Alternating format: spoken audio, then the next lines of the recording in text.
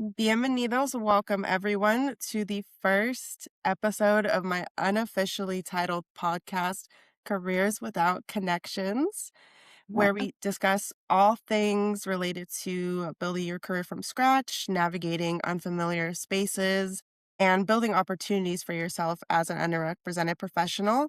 I'm your host, Gianna Linares. I myself was the first person in my family to graduate with a master's, and I identify as a first generation professional. Our guest that we have here is Miss Julie Volker Morris. Julie is a distinguished teaching professor and graduate career services director at the University of Oregon. She holds numerous professional coaching certifications and is the founder of VM Coaching and Consulting, where she supports emerging leaders, educators, professionals, and leading with confidence, credibility, and direction. She's been an educator and mentor in higher education for over 2 decades. And among many other roles, she has been an invited member of the Task Force on Diversity, Equity, and Inclusion for the Association of Arts Administration and has served on the Education Excellence Committee for the DGK International Women Educators Group. Julie wears many different hats, but what we're going to focus on today specifically is the impact of her work as a professional internship and academic advisor and how that has impacted other first generation students such as myself. So welcome, Julie. Thank you so much for joining us today. Oh, I'm so glad to be here, Gianna. Thank you for inviting me. And I love hearing you're thinking about this careers without connections. That's really fun. Yeah, I was brainstorming podcast names for a while back. I've been wanting to get this podcast going for probably over a year now. It took longer than expected. This is likely what it's going to be, but I just would like to disclose if I launch this with a different title, that, Oh, you know, yes. Of course. Of course. When inspiration strikes, you will take a hold of that. better to start imperfectly, right? Yes.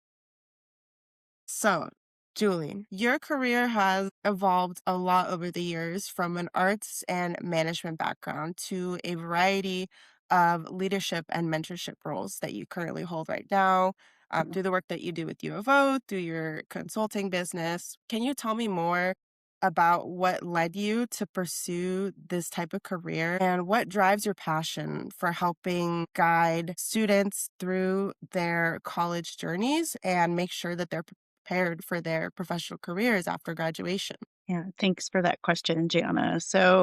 I come from a family of educators and I kind of resisted that for a long time. And I was like, no, I'm a person people come to for advice, for guidance, for information, resources, and having taught in a variety of roles for quite a number of years. And then about, oh gosh, I don't know, maybe 8 or 9 years ago, I was asked to step into my current role in the School of Planning, Public Policy and Management at the University of Oregon, as you said, supporting especially graduate students in their professional growth and development, thinking about leadership and a career. For me, that doesn't mean just knowing how to do resumes, cover letters, those kinds of things, which are important, but for students to really understand who they are, what they care about in the world, how they want to make an impact. And I think I just really like being a companion on students' journey and seeing who they are, helping them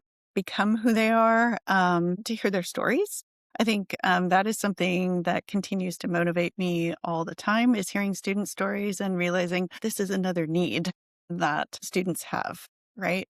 That maybe it's something I experienced in my own life at some point, but didn't collate that, with other people's experience, or it might be something entirely brand new to my own lived experience. And then I guess through that, I just love seeing students spark and light up when they find their thing and the opportunities that feed them and who they are. That's beautiful. Thank you so much for sharing that. You were talking about how you were kind of constantly learning about the evolving needs of students. And especially with first generation students, our needs are pretty unique in comparison to the quote unquote more traditional students. Mhm. And right now, the number of first generation students in the US is increasing. About 38% of college students right now are first generation. And data shows that more students from underrepresented backgrounds are pursuing and obtaining degrees. That being said, I was curious to know, how do you feel that this shift in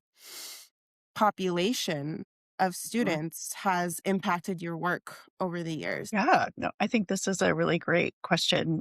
I mean, and it's just the reality of who our students are today, right? It's a growing and changing and wonderfully diverse population. And, I think the prior model I was given as an academic is, well, shouldn't students should be able to learn that? Or if they don't, they should be able to figure it out on their own. You're giving them enough, right? And that was kind of the more traditional model. And then just I think as I was hearing student experiences, thinking about my own experiences, realizing, well, yes, I figured out a lot of things as a student, but I didn't know everything, and how would students even know all of these things, right?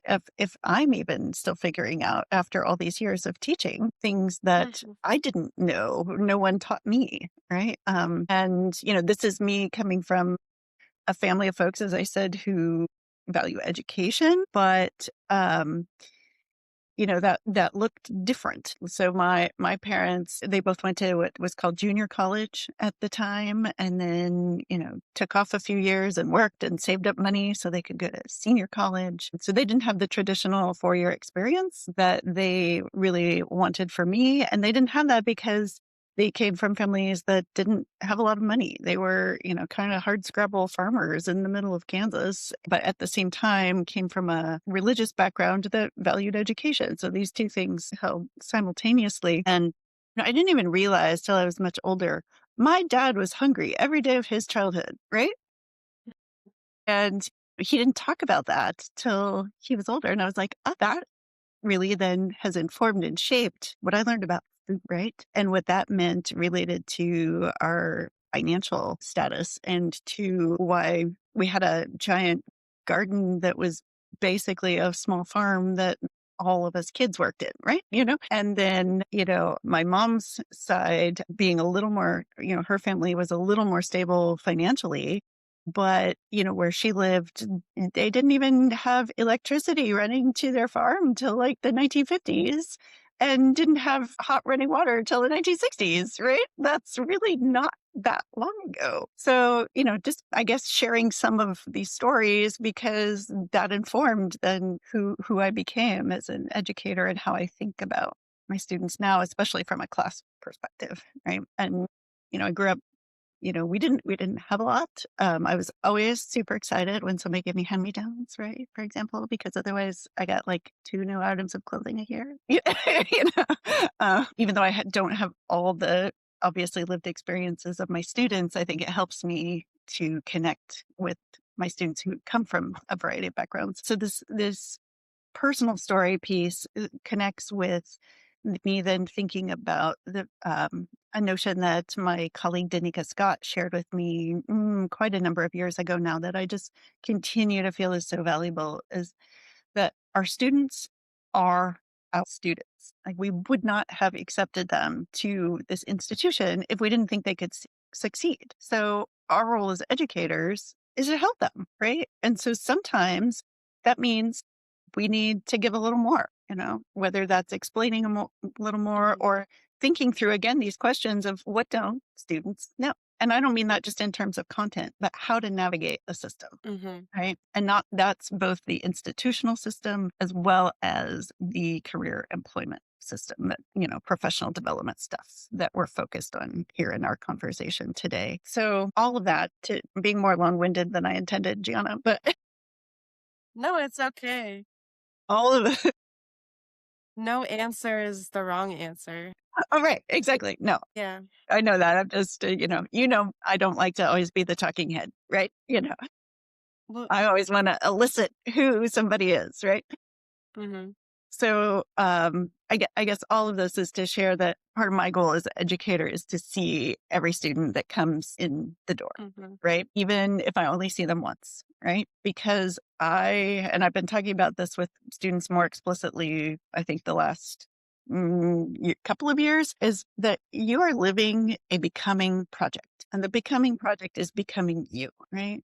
So how are you using your time in your degree program, hopefully as intentionally as possible, to get you to that place where you want to be, and so that you can further understand who you are and use gaming culture, like level up to the next best you, right? Because I don't think any of us ever stop growing, changing, learning. I know I certainly continue to develop and to change and build up my skills, my knowledge, my experience, all of that. And I want that for my students too. So I think maybe I alluded to this before. Like, I just want to be a companion on everybody's journey. I heard a phrase last week, right, about being learner travelers together. And I like that. So that we're co-learning and developing together. Just so I see or work to see, each student's unique talents, strengths, experiences, leadership capabilities, all those kinds of things, and try to be as relational as possible. Yeah. And I think you yourself, like, and your family having that background, that is incredibly non-traditional. And so them like having had different experiences, like what they are able to share with you, the resources that they are able to give you, still, they're kind of through that more non-traditional lens. Mhm. And that bleeds Mhm. into your experiences as a student. That being said, I really wanted to ask you about a few months ago, you connected me to another first generation student.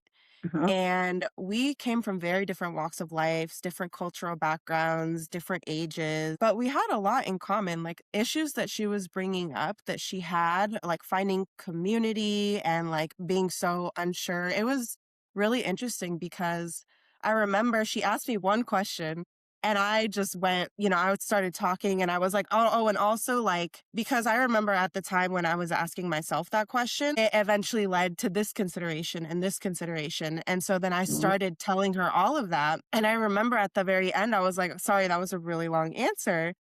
But she told me, she was like, you answered like literally everything I was going to ask you. And so I also wanted to ask you more specifically about, in your experience, how have the needs of first generation students like myself and the other person you introduced me to a few months ago, how has that differed from the more quote unquote non-traditional? Obviously, other than me like crying in your office every other week, No, what no, other not needs every were other week. you what other needs were you seeing from students like myself? Yeah. Yeah. I think this is a really great question. And of course, it varies a little bit, but I usually see that, s- I mean, this may be true for all students, but I think, especially for non traditional students, they don't know what they don't know about the system, right? So, how do they ask the right questions? How do they seek the right resources, the materials, the support, whatever it is? And, they don't have family who they rely on in many other ways for support to guide them through that system because their parents or whoever else is in their life don't know. And I think the other thing that I really see with a lot of first generation students is they're stretched very thin between having to figure out their financial, all the financial Mhm, package, right? Whatever that looks like for them, with the tuition, the living expenses, all those kinds of things. Many of them are working 20 to 40 hours a week at a job while also perhaps being a full time student. And then having their family say, wait, you used to be full time with us. What's happened? Right. And sometimes their family's relying on them for some of the financial support or for caregiving support mhm, or other kinds of things just that families do with one another. And so I think navigating all the demands on their lives academically, intellectually, emotionally, financially, all of that is a significant challenge for many first gen students. And sometimes that is for traditional age students. And then we also have students who maybe are coming back to school for the first time or never went to college, who are in their 30s, 40s, 50s and taking this opportunity and sometimes wanting to be a model for their own children or grandchildren, right? And saying, we can do this, right? And let's even do this maybe together, right? First gen students, they've got all these things that they're doing, that they're managing, and they come and they say, Julie, I don't think my experience is enough. Right? And there's a lot of that. I don't know if I'm enough. We talk through that, right? And well, what does that even mean, right? For you, why would you say that, right? Because I'm seeing this Mhm. person who has all kinds of skills and experiences that really matter, that maybe it's not exactly in the field they're thinking about going into, but that translates directly to that field, whether that's, maybe they were a server or hostess or something at a restaurant. And, those customer service skills, those relation Mhm. building skills, dealing with, problems and challenges that arise in the moment, all those things translate to any workplace setting where you're going to be working with a team or, customers in a different way. Or, of course, there's, well, how do I get an employer to see me and see what you're telling me I have, Julie, even though I still don't believe it, right? And so thinking through, okay, what is an employer looking for? And how do I talk about myself? And often I would say first gen students don't feel confident, at least initially, till we start practicing about talking about themselves and their strengths, their skills, their talents, Mhm. all the experiences that they bring to bear that are absolutely employer ready in whatever field they care about. And then I think going back to what you're titling, you know, this podcast for the moment isn't that networking piece, right? Some Mhm. students don't even realize that networking is a thing. So just talking about what it is in the first place becomes really important. And then talking about who is already in your network that you can build upon, and how can you reach out to folks that you've never talked to before and that you're freaking out about, even me suggesting that you should reach out to them, Mhm. because it's frightening. It is so frightening to reach Mhm. out to a stranger, to reach out to this big company or agency that you love or you admire their work, whatever it is. That's frightening for almost everyone who has not come in with a privileged background, right? And in this Mhm. case, privileged, I'm talking about people who have been taught to navigate in a networking way their entire lives. Right. And that can even go so far as, like, I didn't know I could actually build a relationship with my faculty members. You mean I Right. can go and talk to them about their research and maybe who they are and what they like to do in their work lives? It can be as simple as that, as building relationships with faculty first, who are, much less employers and other opportunities. Yeah, I think those are a few of the things that come to mind.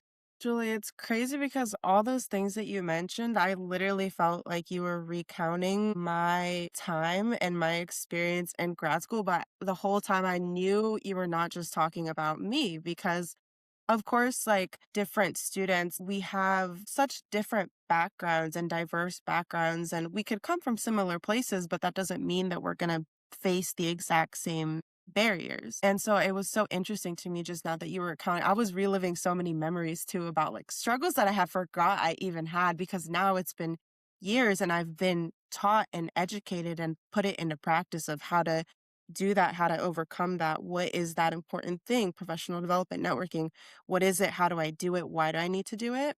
But it was kind of crazy when you were saying all those things just now because I was like, I feel like she's talking about me, but I knew you were not just talking about me. And so I think you really hit the nail on the head with that. Building off of that, I want to ask you, what are some of the most helpful tools and resources that you think first generation students have taken away that have really helped them move forward and advance in a positive manner in their academic and professional careers? Yeah, I think this is a really important question. I guess if I can break it down in a few different ways, but I think number one, maybe there's like code number ones, but I think belief in themselves and that they can do it, but having that support system around them, having, whether it's me or another faculty member or a colleague or, you know, a, a peer, someone who believes in them and sees them for who they are. I think that's number one. And that they can, any student can actually speak about.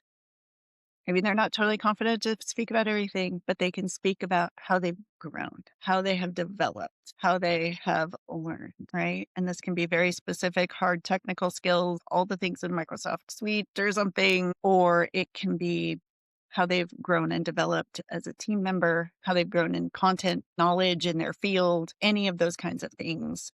So I think that in a sense is a big tool, overlapping, overarching tool, even if it's not, a traditional tool. And then I think after that, things that I have seen be really beneficial are having peer discussions with folks who may be in similar situations and trying to have that come out in classes, either through um, one-on-one or small group discussions or because of an activity that we did. And some of those activities that I'm particularly thinking about have to do with I ask students to develop professional development plans. And this includes not just like, oh, this is what I think I want to do and where I'm going, but like, what are the values and attitudes and beliefs that the student holds and the things that they like to do in the world? Because there's a lot of jobs out there that anybody could do, but it might not, feed your soul, your heart, right? So thinking about that as well as what is the baseline kind of financial need that you have in your life to feed your stomach, right? And feed your body, help you have time for exercise, all those kinds of things are really important. So those professional development plans are a bit of dream and a bit of practicality, and helping students break down what employers are seeking, what the student is seeking. So again, coming back to that, thinking about how can I intentionally use my time within my degree program to get where I want to go. And so the professional development plan starts with thinking about, where do you want to go? So asking students to think about their values, their beliefs, and to think about geographically, where might they want to live? How much does family matter to them, to, their financial status, those kinds of things. And students are also asked to look at jobs that are on the market, right? So that they get a better sense of what are employers actually looking for. How can I find internships, take classes, to volunteer, serve on a board, all those kinds of things that can help me level up in those ways in terms of what employers say they're looking for. And so I can provide hard and fast evidence of my experience with that, because employers want to know more about what you can do than what you have learned. So how have you applied the knowledge that you've gained? Those kinds of things. So these parts of the professional development plan where the student reflects on themselves and what they're seeking and what an employer is seeking, and thinking about how to pair them up by intentional actions over the degree program, I think really helps students start to identify, I can do this in a planful way. And then they also are invited to identify resources, accountability partners, SMART goals to be able to achieve the larger goals that they have. So Mhm. breaking those down and making sure they're held accountable for them in some way. Also think that having one-on-one conferences with students, I require this in almost every class that I teach, so that I get to know the student, they get to know me a little more, and that we, again, can strategically think through how they can develop their skills or address, challenges that are coming up, problems, any of those kinds of things together. And I think that just helps the student in unlocking more of who they are and what they're seeking. And because I'm a trained coach, I bring a lot of coaching skills to that space, not just advising or mentoring, though I certainly advise and mentor as well. And something that's been fun for me, I guess, coming back to the peer learning piece, is this year I've actually developed peer coaching into my professional development classes. So students are supporting one another with those habits as well. And so doing a lot of co-thinking with me among one another to think about how to take actions, and then hopefully taking those actions to get where each individual student wants to go. I guess another piece that is really beneficial for first gen students is looking at their cultural wealth and thinking through. This is a concept that Tara Yasso brought forward, gosh, at least 20 years ago. I invite students to think through the skills, experience, knowledge, et cetera, that they bring from their lived experiences. So some Yeah. students, while maybe they don't yet know how to navigate the university as well, they are so capable in their navigational skills because perhaps they led navigation for their family because maybe their parents did not speak English or other languages that were commonly spoken in the government sector, right? And so the young person, that student now who was when they were a young person had to develop that skill quickly because they were learning English in second grade and became the person who supported a parent or some guardian, some in that way. That's just one example. There are a lot of other skills there, of familial strengths, social strengths, aspirational capital, all of these kinds of things. Aspirational is more about being able to hold dreams and hopes even through the hardships and challenges or that a student might experience. Those kinds of things and a bit are associated with providing psychological safety for a student in being in the spaces that we're in around professional development and career support. And then there are some things around structure that I provide, which includes that professional development plan that I was talking about, but providing some templates, right? Like how do you make a resume that employer will hopefully be paying attention to, right? And really diving into how do you practice interview so that when you get into the interview, you feel more confident, prepared, ready to address those questions that are asked and to do your own interviewing of that place to make sure that it's where you want to be as well. Kind of thing with providing cover letter guidance, right? Like these are tools and resources so that you can show your best self to a potential employer. And then other kinds of resources, tools, opportunities. I have a whole campus site dedicated to providing resources and opportunities for students. And then I think that maybe the third sort of or fourth sort of tool that comes into play is that again, students being comfortable with their own stories and building confidence.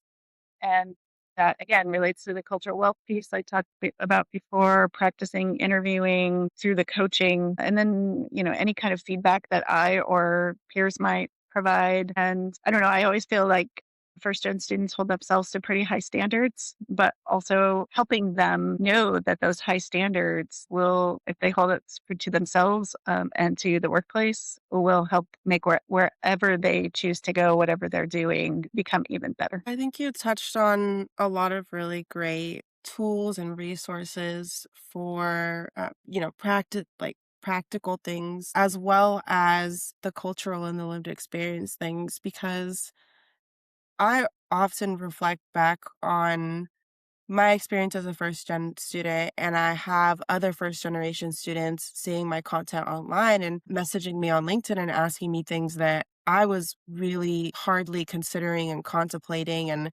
Wow. really struggling to figure out a few years ago when I was in their footsteps as well. I would say that some of the best advice I took from my time and like learning about professional development, seeking it Mhm. out, having conversations with you and other mentors or educators, people that gave me direction, Mhm. was cold networking and cold emailing. Yeah. I will die on that hill of what it was so funny too, because I remember I'd be like, I want to work at this place and I want to talk to these people and I want to do these things and like I don't know how. And you'd be like, just ask. And I would be like, what do you mean just ask? And then Mhm. a lot of doors opened for me, a lot of internships, conversations, Mhm. interviews, jobs. My first job after grad school, the job I have right now, all from those things, but it was definitely rooted in the belief. It's interesting that that was the first thing that you started out with because belief in yourself is something that for especially first generation students, non-traditional students who feel so out of place, Mhm. it's like those external environmental factors are almost trying to, or it can feel at times, I would Mhm. say is a bit more accurate, that they're manipulating your thoughts to believe things that aren't true. So that belief piece is really important as well. I want to touch on briefly, because I know we're close to time. Why do you think that so many non-traditional students don't even know of the resources that they have? I myself, I was like, what is professional development? I had, heard the word networking before, but I didn't understand the depth of it, the multiple levels of it, like why it's important is an important piece as well. So, is there anything you feel like, cuz this is just a question that I ask myself, and I noticed as well, a lot of people don't realize how many resources are available in universities that are taken out of their tuition dollars to be provided for them, and they're often super underutilized and just unused. So why is that? Yeah. I don't have the answer, Gianna, but I I do think a portion of it is because a lot of first gen students are trying to survive and make it through. Some of that we referred to before because of all the demands and their time and attention and energy.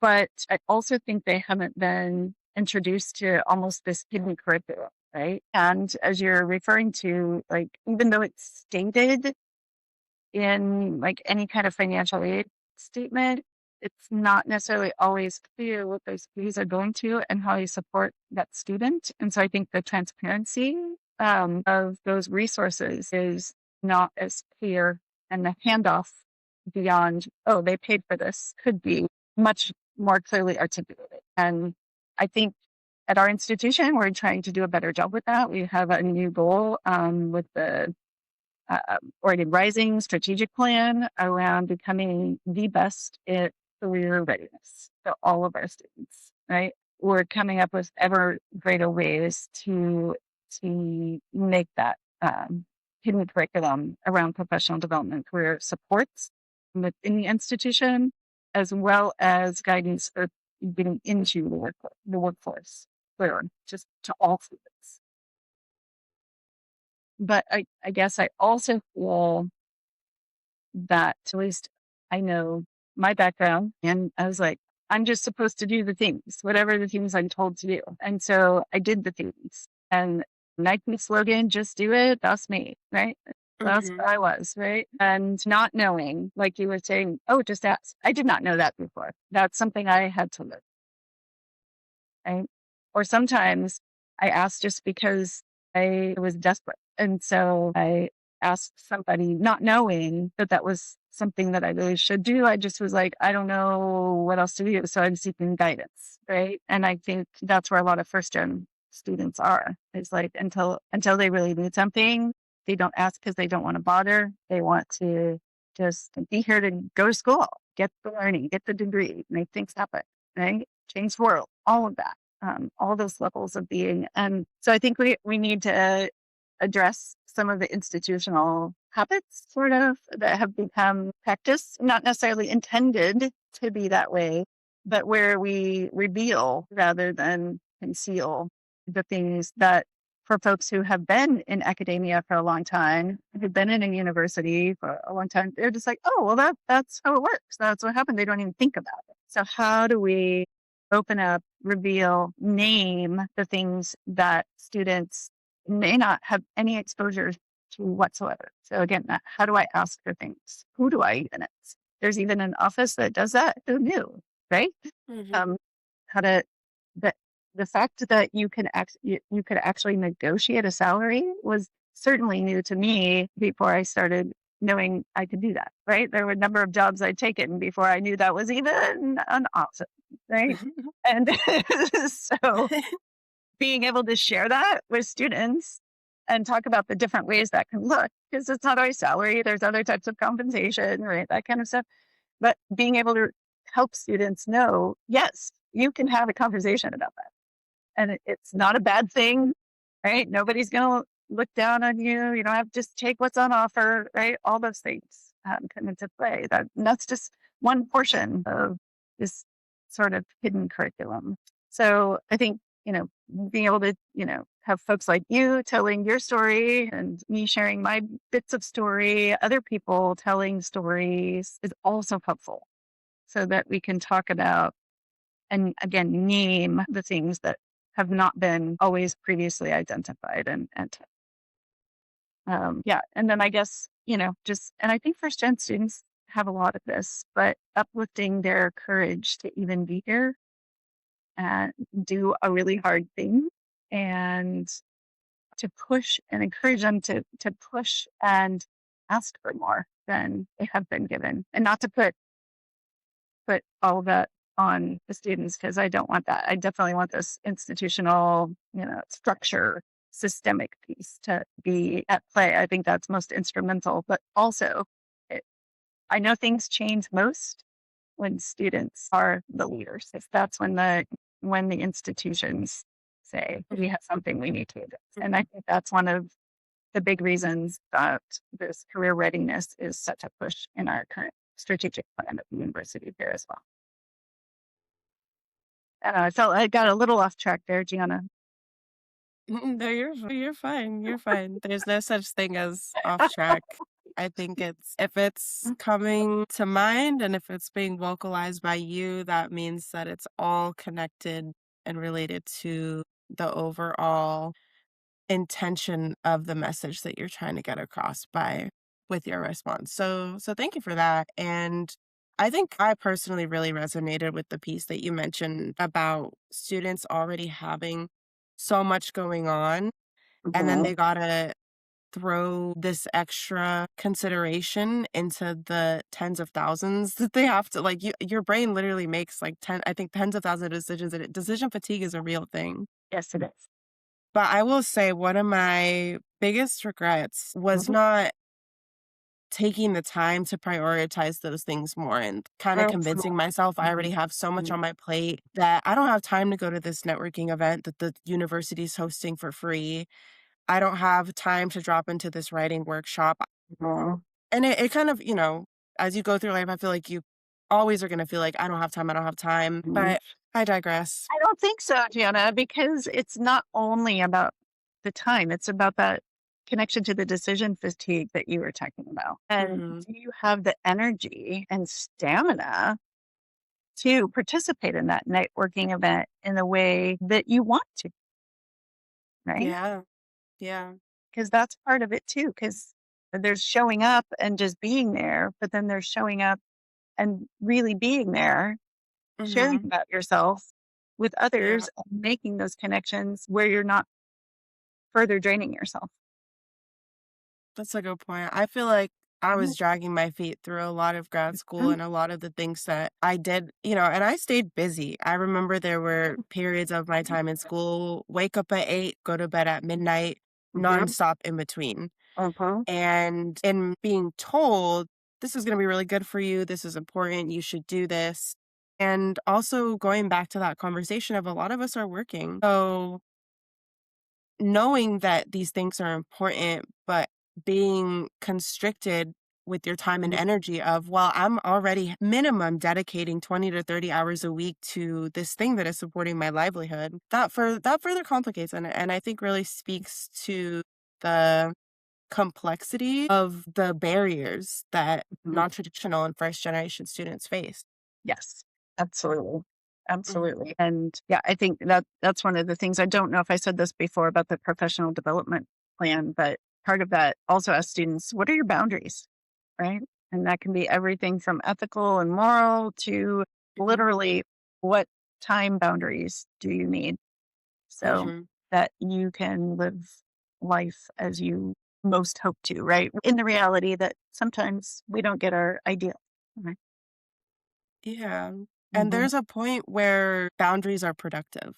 Correct. Deciding I'm going to give here and Hmm. take from here Yes. and what I will and will not tolerate is another important skill and consideration that a lot of first gen students really have little familiarity with. Myself coming from a background being raised by Latino immigrants, it really is just you are tired, work harder. There's this Yes. thing that you're struggling Mhm. to obtain, work harder. The Yes. answer is always work harder, work harder, work harder. But That yeah. was my family too, Gianna. So Mm. I completely understand. It's Yeah. I'm glad you already understand this because at your age I was still doing it.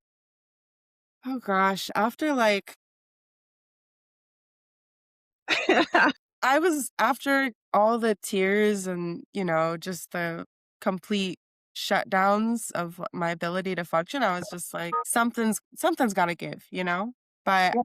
I'm definitely glad that I had people like you in my life to have me reflect on that and think about what could be shifted to prevent this from happening, not just to stop a bad thing that is Mhm. causing you negative emotions, but what's ultimately going to get you out Right. further in Mhm.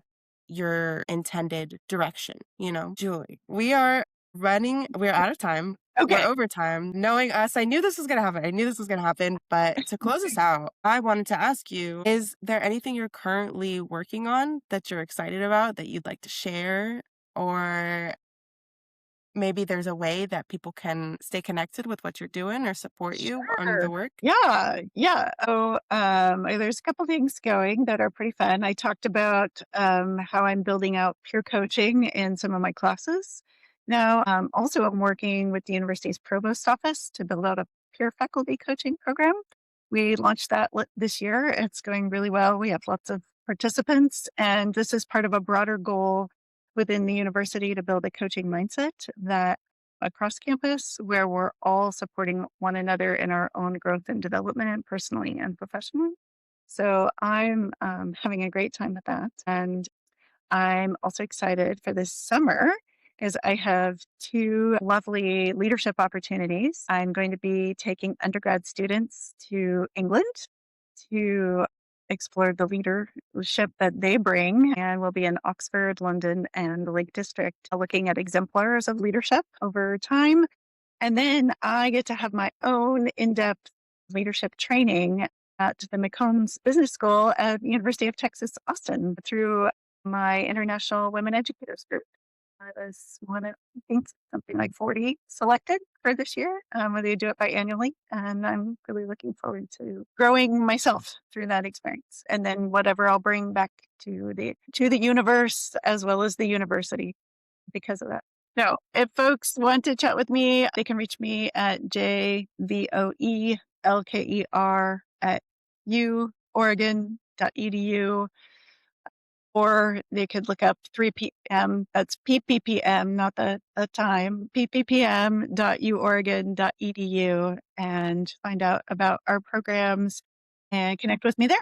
That's amazing. Congratulations on Yeah. that. And thank you so much for being my very first guest on my very first podcast episode of potentially Connections Without Careers or Careers Without Connections.